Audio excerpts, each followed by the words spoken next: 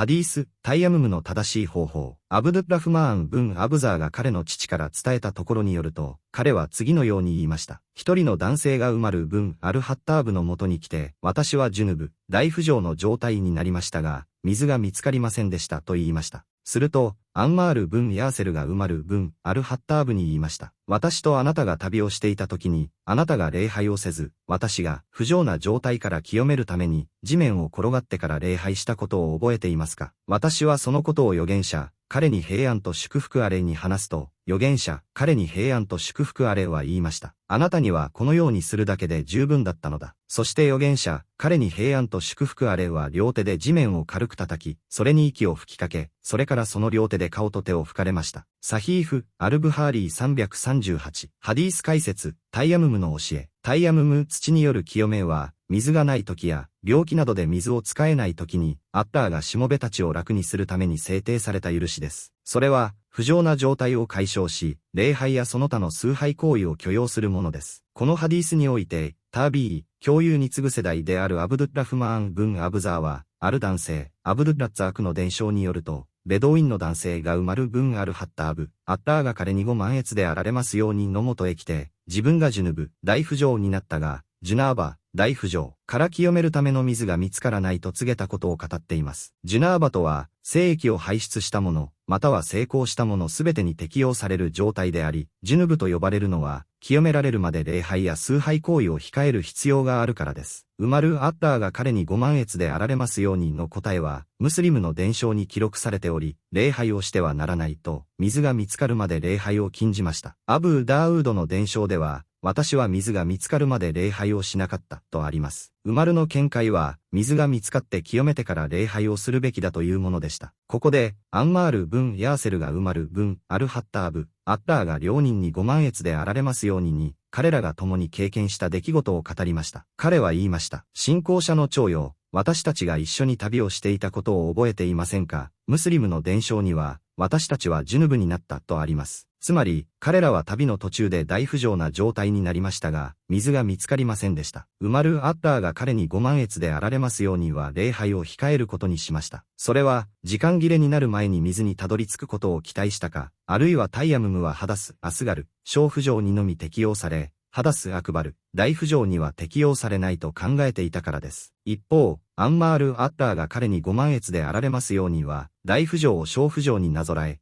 キヤース、体を土の中で転がして大不浄を取り除こうとしました。彼が、ウドゥー、古生命の代わりとしてのタイヤムムがウドゥーの形式で行われるのを見たので、グスル、大清めの代わりとしてのタイヤムムはグスルの形式で行われるべきだと考えたようです。そして彼は、の状態で礼拝を行いました。彼がマディーナに戻った時、そのことを預言者、彼に平安と祝福あれに話しました。すると、預言者、彼に平安と祝福あれは言いました。あなたにはこのようにするだけで十分だったのだ。そして、預言者、彼に平安と祝福あれは両手で地面を軽く叩き、土を軽くするためにそれに息を吹きかけ、それからその両手で顔と手を拭かれました。こうして、彼はアンマールにタイヤムムの方法を教え、それが大不浄であれ小不浄であれ、同じ方法で清められることを伝えました。このハディースから得られる教訓、預言者、彼に平安と祝福あれの時代に、教友たちが各自の判断、イジティハードを行っていたこと。キヤース、類推の有効性を示す証拠。教友たちが互いに学び合い、互いに教え合っていたこと。